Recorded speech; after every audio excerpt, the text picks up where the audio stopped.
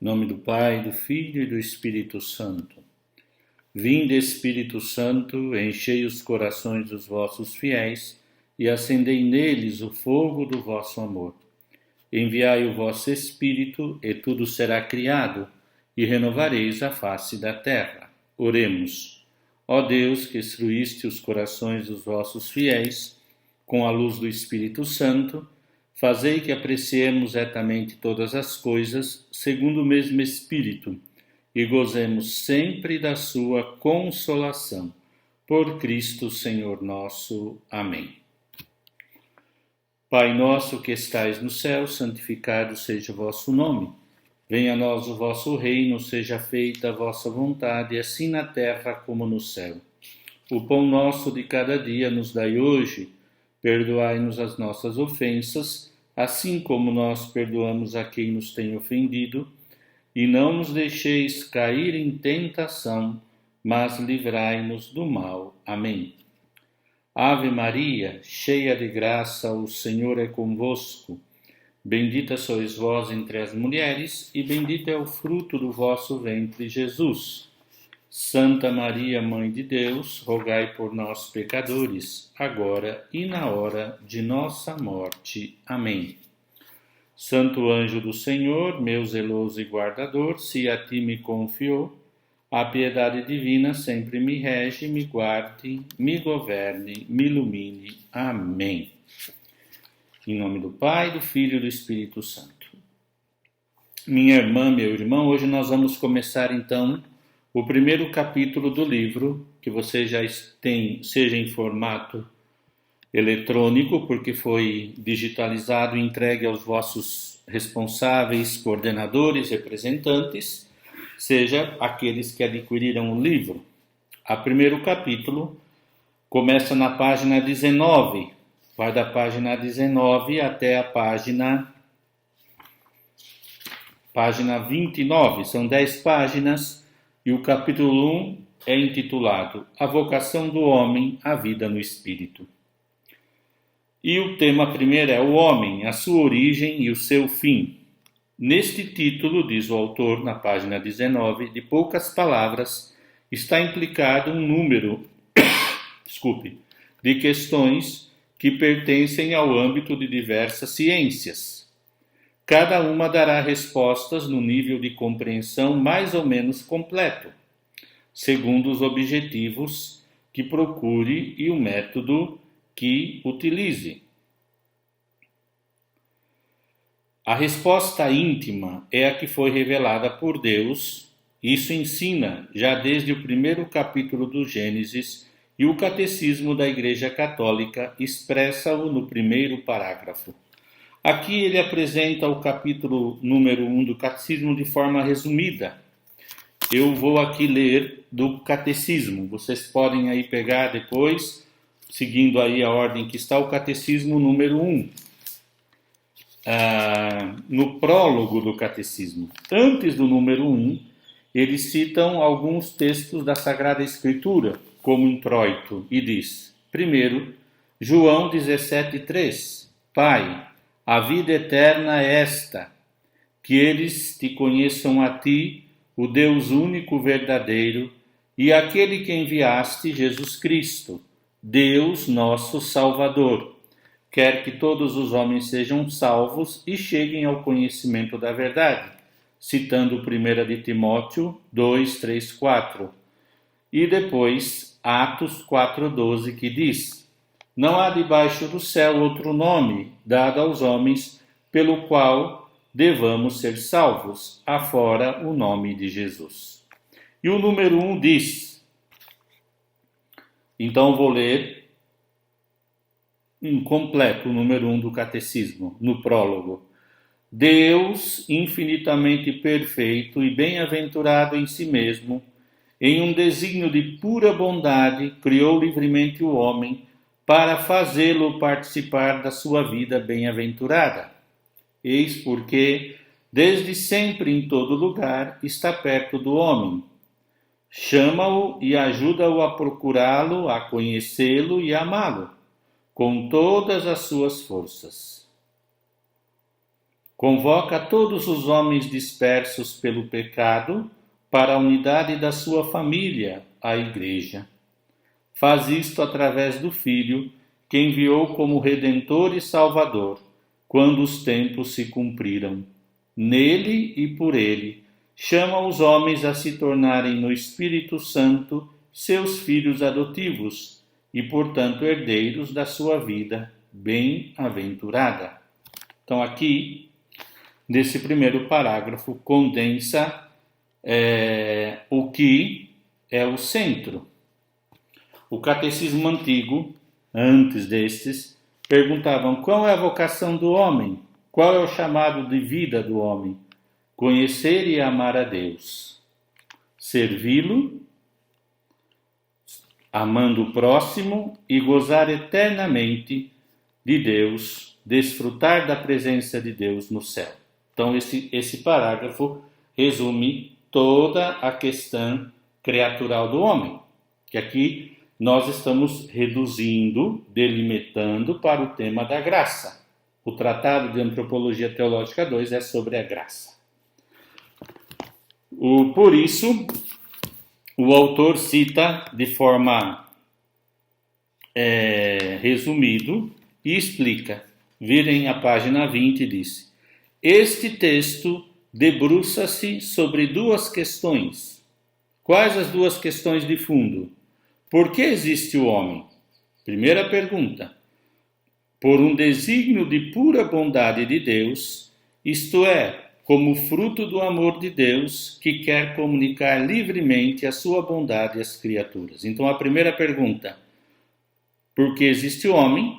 Porque, por um desígnio, um projeto, um plano de amor, de pura bondade, sem necessidade, por amor, como fruto do amor de Deus, que quer comunicar livremente a sua bondade às criaturas. E aqui ele vai citar o número 2 do catecismo, que eu vou ler aqui do catecismo, porque acho que é mais completo e interessante. Aí diz: a fim de que este chamado a participar da vida bem-aventurada de Deus ressoe pela terra inteira, Cristo enviou os apóstolos que escolhera, dando-lhes o mandato de anunciar o Evangelho. Ide, fazei que todas as nações se tornem discípulos, batizando-as em nome do Pai, do Filho e do Espírito Santo, e ensinando-as a observar tudo quanto vos ordenei. E eis que eu estou convosco todos os dias, até a consumação dos séculos.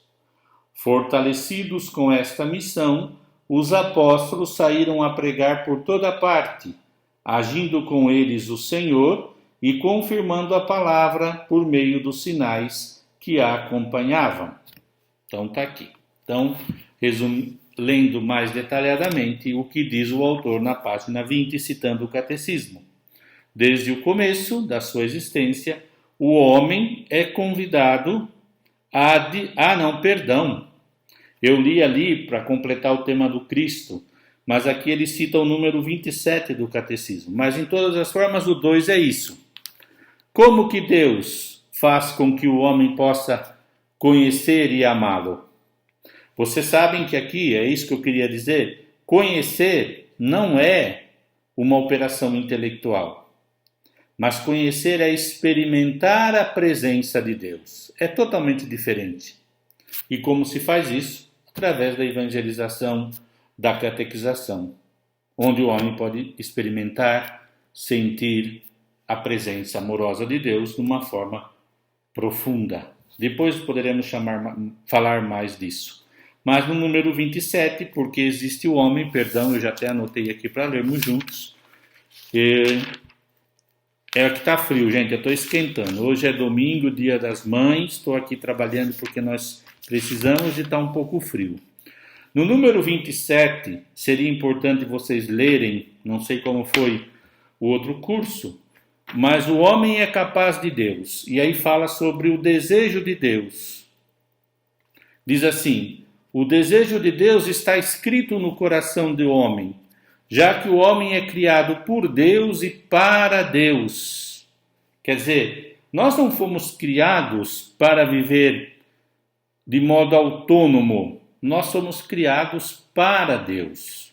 Essa pertença amorosa não pertença de subserviência nem de julgo, mas de experiência amorosa. E por ser criado para Deus, por Deus e para Deus, não cessa de atrair o homem a si. E somente em Deus o homem já encontra. O homem há de encontrar a verdade e a felicidade que não cessa de procurar. E aí tem uma nota do número 27 do Catecismo, que é do documento Gaudium et Spes, que nas aulas da Trindade e de outros cursos eu imploro para que vocês possam ler. Documento do Concílio Vaticano II sobre a relação da Igreja no mundo e outras coisas mais. O aspecto mais sublime da dignidade humana está nesta vocação do homem, a comunhão com Deus. Este convite que Deus dirige ao homem de dialogar com ele começa com a existência humana, pois se o homem existe é porque Deus o criou por amor, e por amor não cessa de dar-lhe o ser, e o homem só vive plenamente segundo a verdade, se reconhecer livremente este amor e se entregar ao seu Criador. Então aqui está, o homem foi criado. Por isso o homem tem o desejo de conhecer e amar a Deus. Isso é muito importante, porque se nós perdemos o sentido da antropologia católica, sobretudo, nós podemos cair numa verborreia, né? Exageração de concepções. Por exemplo, o que é amar? O que é ser amado? O que é conhecer? O que é ser conhecido? E depois criamos problemas existenciais profundos. O homem tem uma necessidade de ser, mas ele percebe que ser significa também pertencer. Pertencer? Pertencer a quem? Pertencer? Não. E aí entra toda a dificuldade. O que é amar? Metafisicamente, vai precisar fazer metafísica do amor, porque nós podemos usar palavras para significar o que não significa. Isso é uma loucura. O amor, por exemplo. Então, aqui está. Então, na primeira questão, por que existe o homem? Porque foi criado por Deus e por amor.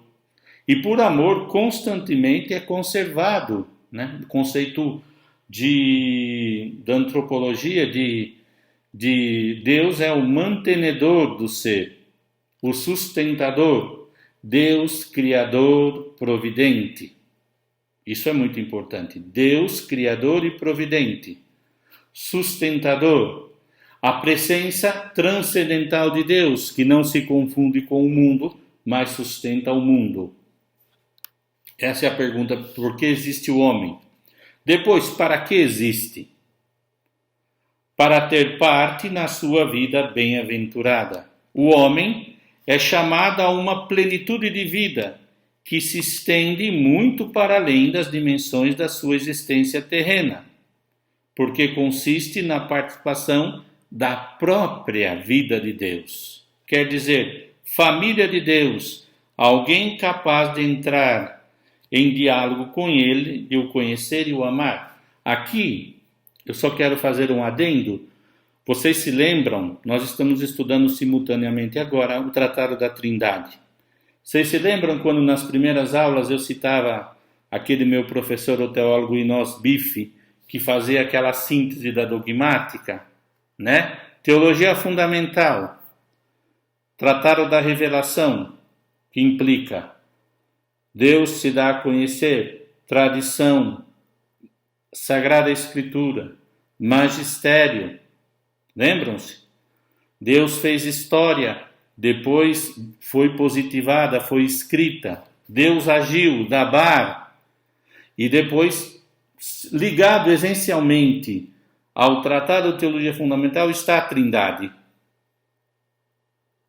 E coligado à Trindade está a Cristologia. A Cristologia é o ponto, Cristo é o ponto do iceberg da revelação do mistério da vida íntima de Deus. O pai ama o filho ama o pai. Do amor do pai e do filho inspira o Espírito Santo. Não é mesmo? Vocês se lembram disso? Esse ponto. Nesse ponto está o nó do conceito de criação, porque participar da vida divina é participar da vida intratrinitária. Por isso que a gente usa, né? Ad intra, ad extra. E as funções ad extra. Deus criou, redimiu, santificou Pai, Filho e Espírito Santo. Um só Deus em 3 pessoas. Toda aquela coisa de estudar a substância, a essência, para explicar que o homem, quando eu digo que o homem foi criado à imagem e semelhança de Deus, eu possa vir a compreender o que significa. Não é? E aí eu dou aquele meu exemplo, aquela minha síntese. Criado à imagem e semelhança de Deus, na própria realidade do homem, como ser distinto de Deus, como realidade criada, distinta, é pessoa. Dotado de inteligência, vontade, liberdade, capacidade de amar, dotado de moralidade e de religiosidade. Está conectado, religado a Deus. E esse ponto essencial faz com que nós possamos descobrir na graça o ponto para que o homem foi criado. Ok? Por que o homem foi criado? E eu resumiria, no meu jeito, o catecismo antigo. O homem foi criado por Deus, por amor, para poder conhecê-lo, amar.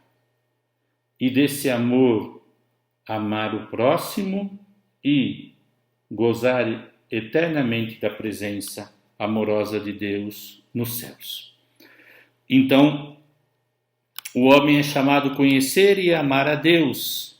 E aqui na página 20, no último parágrafo, diz: uma terceira verdade, consequência das anteriores, por que existe o homem e para que existe, a resposta dessas 2 perguntas, indica qual modo de ser do homem. Por isso, eu repito, Deus criou o homem à sua imagem e semelhança. Só assim se pode conhecer e amar a Deus e participar da vida divina. Gente, isso não é pouco, não. É a beleza maior que pode haver na vida de um cristão batizado e fazer essa experiência. E depois diz, olha só, participar da vida divina. Imaginem vocês que no Tratado de Teologia Espiritual se trata de desenvolver esse tema, que depois é um pouco desenvolvido no 5º capítulo desse nosso livro, a Santidade, que é o que é participar da vida divina, ou como se dá essa participação na vida divina. Certo? Então, a imagem e semelhança, lá no último parágrafo mesmo, refere-se à pessoa humana na sua totalidade, como ser que é tanto corporal como espiritual. Ok?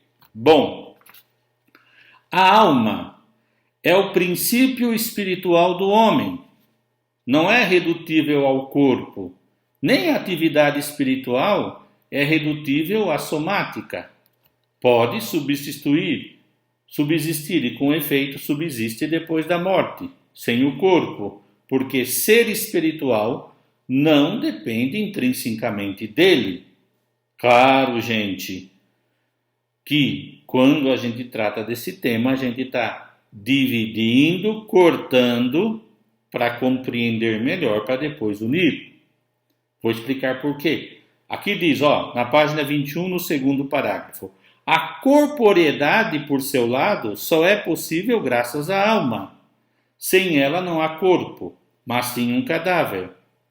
Paralelamente, a alma está referida ao corpo, porque o homem é uma unidade substancial.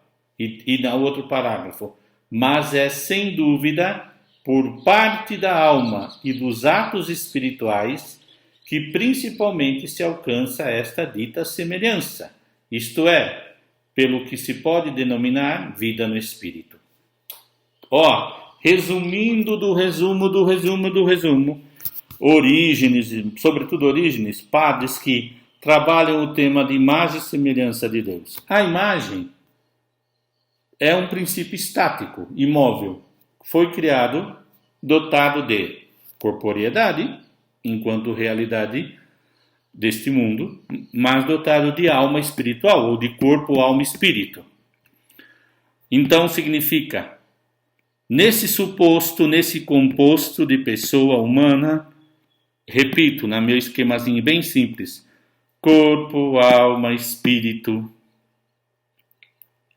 alma espiritual dotada de inteligência, vontade e capacidade de amar, moralidade e religiosidade, o homem é criado à imagem e semelhança de Deus, na sua realidade mais íntima espiritual. Essa semelhança se dá quando o homem já não é estática, é um progresso de crescimento, de ser, vir a ser mais unido a Deus, de se conformar mais a Deus. Isso é o caminho de santidade, dizendo teologicamente. Filosoficamente, poderia dizer o caminho de aperfeiçoamento, de crescimento nas virtudes humanas, na teologia, nas virtudes espirituais, fé, esperança e caridade.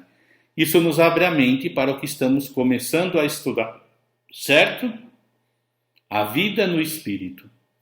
Tudo isso, gente, eu vou falando, vou sistematizando, depois deixo guia de estudo, mas isso não significa que vocês não possam me perguntar, me ligar, mandar zap, e-mails, que eu vou procurando me conformar a vocês o que vocês já sabem de antropologia teológica, né?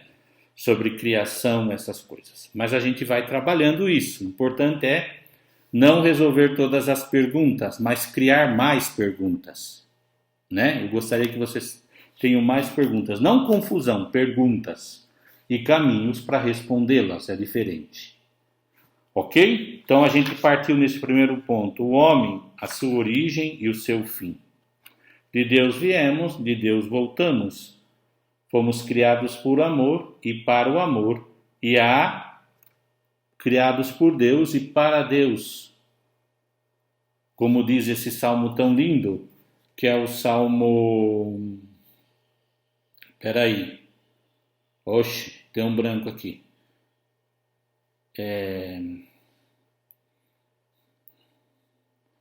O salmo...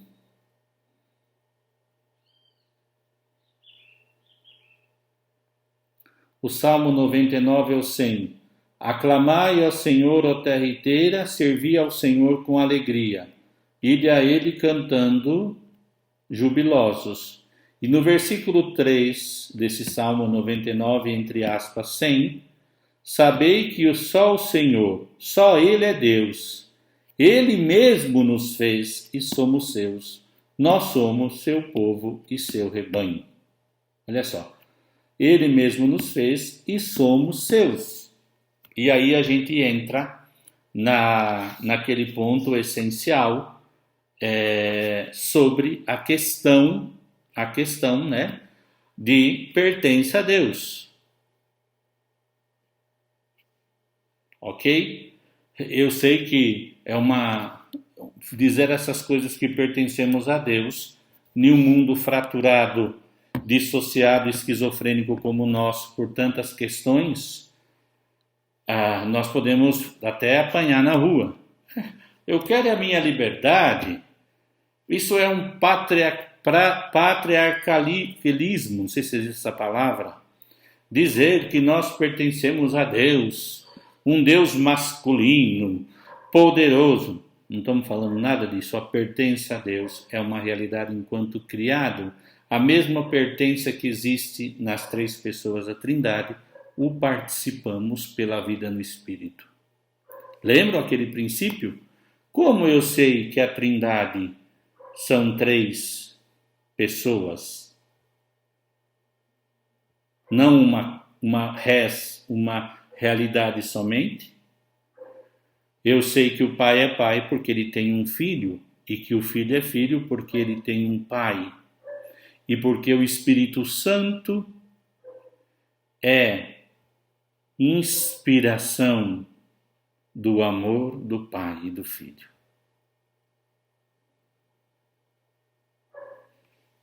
Entendem? Isso é um tema que nós podemos abarcar na antropologia teológica para compreendermos melhor a questão do homem, o que é ser homem, o que é ser humano.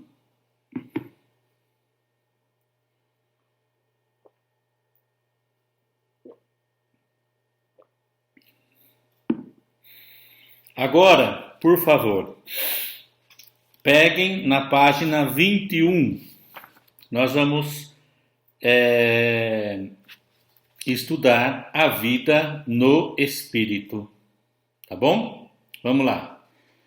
É clássica em teologia moral a distinção entre atos de homem e atos humanos. Que são atos de homem? Atos do homem, página 21, moçada, força na peruca, são todas as suas funções fisiológicas, caminhar, respirar, etc. Sensitivas, ouvir, sentir dor, etc. E todos os atos realizados de maneira inconsciente, assim como as reações involuntárias. Então aqui é a definição clássica de atos do homem. São as funções fisiológicas, sensitivas e involuntárias. Mesmo que você não quer, o seu estômago faz o que é próprio do estômago. Atos humanos. Que são atos humanos? São os que procedem da valorização da inteligência e da decisão da vontade. Portanto, são livres. Quer dizer, é aquilo que são os atos que nós fazemos através dos atos que são da alma, que nós conhecemos como são atos da faculdade espiritual do homem. Conheço pela inteligência e executo pela vontade. A responsabilidade pessoal deriva dos atos humanos, e com este se alcança ou se recusa a chamada de Deus. A vida no Espírito é precisamente aquela que é configurada pelos atos humanos. Então aí que está, quando eu disse, não é? O que é o homem, como ele, essa realidade corpo, alma, espiritual, ou corpo, alma, espírito, essa realidade profunda, no seu ser, na sua moralidade, na sua capacidade de amar, de conhecer e de agir a liberdade, o homem vai se configurando ou não a Deus, recusando a participar da vida divina ou aceitando e configurando semelhança, dinâmica, processo, movimento para ser. Alguns como, esqueci o nome, não é Ladária, diz, o homem nasceu com um plus, um chamado a ser mais, né? Assemelhar-se mais ao Deus que o criou por amor e para ele. A vida no Espírito é precisamente aquela que é configurada pelos atos humanos. Aqui me parece que tem uma definição muito legal. A mentalidade pragmática, amplamente difundida na sociedade atual, que tende a fazer juízos de valor sobre toda a realidade tangível, experimenta uma clara dificuldade para entender o que é essa vida. Claro, quando eu falo aqui vida no espírito, temos uma dificuldade enorme, não é? Isso tem uma relevância muito importante. Por exemplo, se vocês perceberem toda essa discussão sobre a questão da pandemia, não é? Quantos governantes dizem, ué, mas vai fazer o quê? Morrer é uma coisa natural? 90% das pessoas, dizem não sei quem, vão ser contaminados pela Covid-19. Por que então fazer tanto alarde? Por que querer desejar lockdown, distanciamento, confinamento? Por quê? Não é? É uma mentalidade pragmática que não entende, por exemplo, a visão de conjunto da vida. Por exemplo, eu sempre dou esse exemplo nas minhas pregações porque me tocou muito. Eu me lembro, eu era um menino, quando Madre Teresa de Calcutá recebeu o Prêmio Nobel da Paz. Antes, gostaria de dizer que vocês devem saber que Madre Teresa de Calcutá se preocupava muito com a questão sanitária humanitária do homem. E dizem algumas fontes que eu li, dois fatos que me impressionaram desde menino. A primeira é que Madre Teresa de Calcutá tinha um telefone, aquele telefone antigo preto, na sua cabeceira, que era ligada ao prefeito, governador, não sei, o que era um prefeito de Calcutá. E eles se comunicavam. E esse prefeito disse para pedir ajuda à madre, e eles tinham um acordo que quando se descobrisse um doente, algo assim que precisaria, podia ligar a qualquer hora para a madre. E disse que ele ligou uma madrugada à noite e disse à madre, olha, recebi uma informação de um guarda que tem uma criança que foi dada à luz e jogada num cesto do lixo. E ela foi lá. E quando ela encontrou a criança viva, ela pegava e dizia, tá vivo, tá vivo, tá vivo, né? E também uma história de uma entrevista que fizeram com um homem que era hindu, que a madre nunca fez nada para fazer apologia para ele se tornar católico, apenas cuidou dele com amor, com profundidade, com carinho. Diz que ele estava dilacerado com úlceras e etc, etc e tal. E este homem deu uma entrevista e falou, como você se sente? Ele fala, a minha vida tem um antes Madre Teresa de Calcutá e um depois. Porque antes eu vivia como um animal e agora eu estou morrendo como um ser humano. Porque, não obstante eu estou morrendo, ela me cuida como se eu estou me curando. Me passa cremes, quer dizer, as irmãs, né, lá no hospital, todos cuidam de mim. E aí esse homem descobre o cristianismo, não porque a madre o catequizou, mas porque ele foi catequizado pela vida, pela visão cristã e as ações da Madre Teresa de Calcutá. E, para completar, os dias, naquele tempo que ela recebe o Nobel da Paz, me parece que foi isso, um prêmio dessa linha, perguntam a ela por que ela se dedicava tanto à vida e por que ela era contra o aborto ou contra coisas que começavam a se ventilar, eutanásia e outras coisas mais. Porque ela diz assim, todo ser humano, antes de existir no coração de Deus, já existia no coração da sua mãe. Ok? Deu para entender? Antes de existir no seio da sua mãe, como um desejo do pai, de uma mãe, ou até, como dizem aí, né? Você não queria ter esse filho, mas escapou. Oxe, por favor. Diz, já existia como um projeto no coração de Deus, era pensado por Deus. Porque o homem foi criado à imagem e semelhança de Deus. E o que corrobora isso é o mistério da encarnação, paixão, morte e ressurreição de Jesus.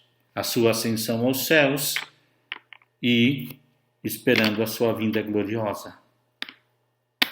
Ok? Do nosso mundo não dá para entender isso? Vida no Espírito. O que seria vida no Espírito? Existe a única realidade que foi pensada de um modo único por ela mesma, foi o homem, por isso que o Verbo se encarnou. E aí diz assim, já falei no segundo parágrafo da página 22, as questões vitais que se consideram reais são a saúde, o trabalho, a economia, a habitação, a alimentação. E as questões do espírito podem ver-se como algo etéreo, que pertencem ao âmbito interno da consciência pessoal. E aí ficam encerradas as questões religiosas, as convicções morais, as preferências estéticas e gostos, etc. Pensem um pouco, por exemplo, né? Eu já disse para vocês, num simpósio que eu participei, um especialista sobre suicídio falava de muitas questões sobre o suicídio, muito interessante. E alguém perguntou se a religião ou a religiosidade, o que era desde o ponto de vista desta pessoa. Falou, olha, a religião é uma coisa muito pessoal, se ajuda a meditação, não sei o que lá, para a pessoa prever a questão do suicídio, vai bem. Aqui, você vê que há um pragmatismo, é útil? Tá bom. Mas a questão é que a religiosidade é algo inerente à realidade própria, à faculdade espiritual do homem, as faculdades espirituais, entenderam? Não é difícil ver quão deficiente é uma perspectiva deste tipo. Todo desenvolvimento tecnológico atual tem uma origem, a inteligência do homem. É na própria inteligência humana está a capacidade de penetrar cada vez mais no conhecimento da natureza, que se plasma nas ciências experimentais. Positivismo, né? A linguagem, por exemplo, 1, 2, 3, quarto parágrafo, que é da página 22, que é uma manifestação inequivocamente humana, tem a sua raiz na inteligência. E é a mesma inteligência que projeta uma ordenação jurídica da sociedade, ou que cria arte, e que se coloca as perguntas fundamentais sobre a origem e o destino do homem, o sentido da vida, do bem e o mal. A questão de Deus, número 22 lá no fundo. A vida intelectual humana é justamente mais intensa, poderosa e elevada instância da pessoa. Não se pode dizer que uma pessoa adquiriu sua plenitude humana se não exercita a inteligência de acordo com as suas capacidades. E o mesmo se deve dizer da liberdade e do amor. O fato de uma pessoa realizar um ato de amor comprometido orienta a sua vida por um rumo determinado, totalmente diferente do que teria seguido se não o tivesse feito. Interessante. Página 23, hein? Primeiro parágrafo, quinta linha. A biografia dos que se entregaram a Deus, seguindo a sua chamada, quer dizer, movidos pela fé e pelo amor, é um exemplo bem eloquente. A razão de tudo o que fazem, dos seus esforços e lutas, é um amor renovado, fielmente, ou seja, uma decisão madura própria da vida no espírito.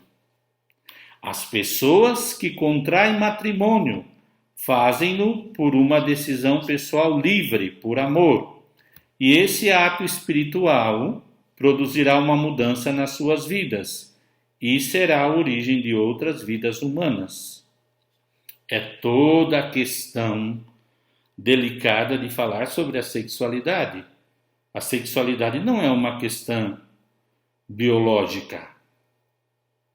Talvez as funções reprodutoras tenham um aspecto biológico, homem é corpo e alma, questão do aparelho reprodutor, mas a sexualidade, que está conexo à questão da maternidade, da paternidade, da filiação é muito mais profundo que o ato mecânico, que umas pessoas dizem vulgarmente transar. Muito. Certo? Porque é uma questão espiritual. Veja como se procura tratar isso na teologia do corpo, que parte do pensamento de João Paulo II ou de outros pensadores, católicos ou não, que tratam da questão do espírito, da interior. No máximo hoje, quando se fala de espírito, fala de interioridade, mas interioridade pode ser sinônimo de sensações, impressões, questões culturais ou não, que são importantes, mas a análise única é: o homem é mais que reações biofísicas, químicas? É uma pergunta. Claro que sim para nós, não? Um ato interno de rancor ou de ódio a outra pessoa pode não ser perceptível, mas facilmente condiciona a conduta e tem manifestações negativas. Por exemplo, aqueles da linha que falam da psicologia do profundo dizem muito bem isso, não é mesmo? Quando dizem que você olha uma pessoa, você olha aquela cara, eu às vezes penso isso, nossa, aquela pessoa tem um semblante tão bonito, né? Assim, sereno, e não obstante esteja sofrendo ou até... Mas não é o que prevalece. Por quê? Porque no fundo a nossa epiderme vai sendo configurada aquilo que pensamos, sentimos, aquilo que temos dentro. E há outras pessoas que você olha, não, que é uma cara assustadora, mas parece... São pessoas que foram configurando a sua vida a más pensamentos, atitudes, a coisas horríveis que vão até a sua forma de olhar, sentir e amar. Não são serenas. São exemplos bobos, mas legais. Página 23, penúltimo parágrafo. Na verdade, nenhuma virtude, vamos lá. Nenhuma virtude intelectual ou moral pode ser captada diretamente como se tratasse de um objeto material, mas percebe-se quando alguém possui uma virtude, porque com a sua vida a torna real. Não é possível ver o interior do coração de uma pessoa para saber se possui, por exemplo, a virtude da alegria. Mas, se a tiver, manifestar-se-á. De modo análogo, conhece-se o que é a paz ao viver numa sociedade ou numa família integrada por pessoas que a possuem. Claro, porque a paz brota de dentro, não é de fora. Em resumo, a vida do espírito é a dimensão especificamente humana, porque essa dimensão rege tudo no processo unitário que é a vida do homem. Página 24, nós estamos terminando essa primeira parte do capítulo. Conhecer, lá na página 24, hein, moçada? Conhecer, amar, dar-se livremente a Deus ao serviço dos outros, fazer da própria vida um dom sincero de si mesmo, é a vocação de toda pessoa e, nesse sentido, deve dirigir as suas melhores energias, guiadas pela razão, iluminada pela fé e movida pelo amor. Vou ler de novo. Página 24, lá em cima. Primeiro parágrafo. Conhecer, amar, dar-se livremente a Deus ao serviço dos outros, fazer da própria vida um dom sincero de si mesmo é a vocação de toda pessoa e, nesse sentido, deve dirigir as suas melhores energias, guiadas pela razão, iluminada pela fé e movida pelo amor. Estas noções, somente esboçadas, permitirão entender melhor a graça, como veremos a seguir. A graça é a vida de Deus que se nos dá. A graça é vida, porque Deus é vida. Então, olha, nós trabalhamos, depois eu vou fazer o guia de estudo, 5 paginetas. Só 5 páginas e meia, mais importantes. Só para vocês sintetizarem um pouquinho,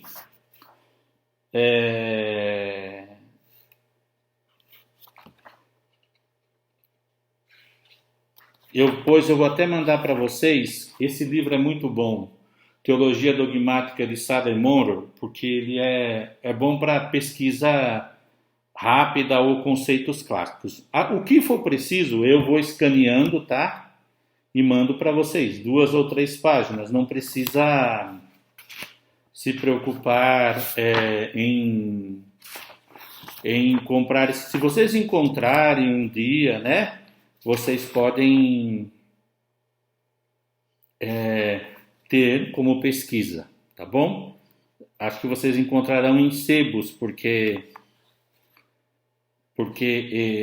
esse é um livro antigo, mas muito importante. Depois eu coloco também, tá? Escrito. O homem, aí ele fala, sua natureza, a alma humana, espiritualidade da alma, imortalidade da alma. E aí vai, criação de Adão e Eva. Tudo isso nós vamos tratando, tá bom? Mas eu queria só ver um conceito aqui, que me parece muito interessante.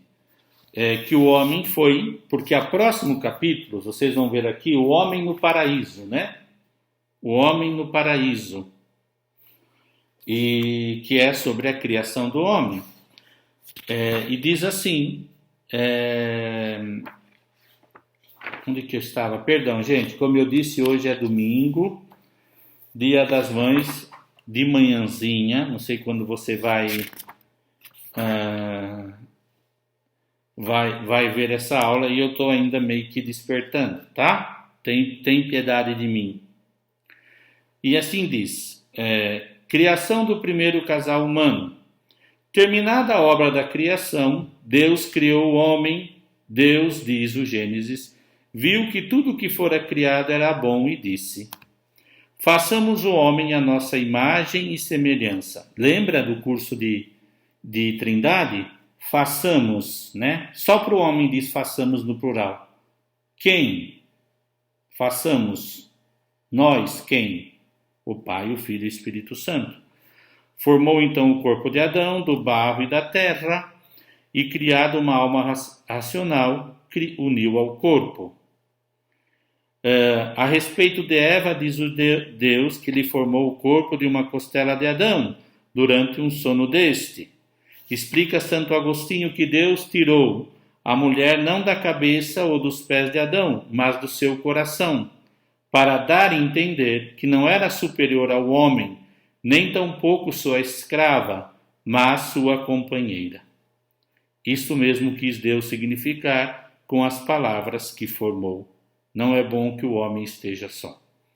Isso é tudo para ver que a questão do machismo, feminismo e todas essas coisas más que criou o feminismo é uma resposta ao machismo e toda essa bagunça, né?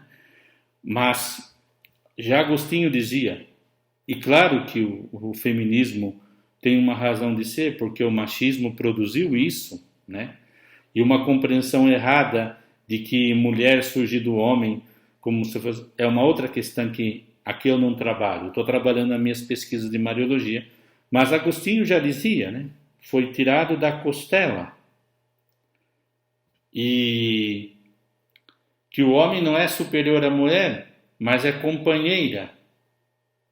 Porque, vocês já perceberam porque é importante dar um abraço? Agora a gente tem que dar abraço virtual, né? Porque quando a gente abraça, o nosso coração toca o outro coração, e o homem e a mulher também, quando se unem, costela com costela, coração com coração, olho olhando no olho. E esse conceito de companheira, se você vê, por exemplo, na Sagrada Escritura, na língua semita, a imagem mais profunda aqui é da companheira, é mais que a mulher se tornou sustentáculo, sustento.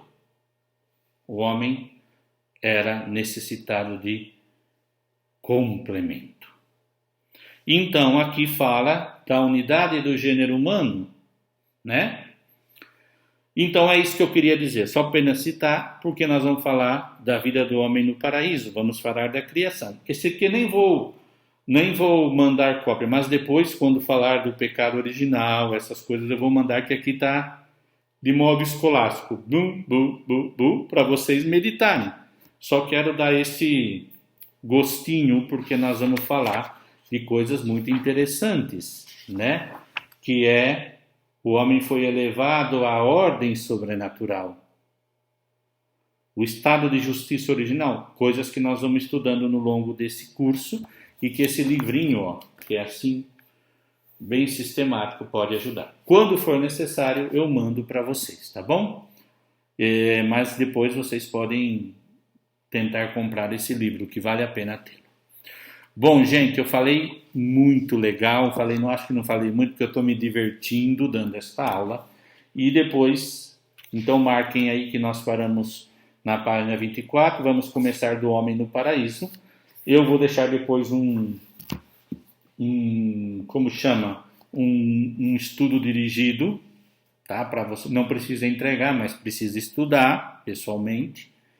E assim nós vamos construindo o nosso curso da graça. Ó, foi muito legal, tá? Não sei quando você vai ver essa aula, mas que você, quando vê-la, saiba que eu desejo um dia, uma noite, uma segunda, uma terça, um domingo, não sei, maravilhoso para você. Paz e bem.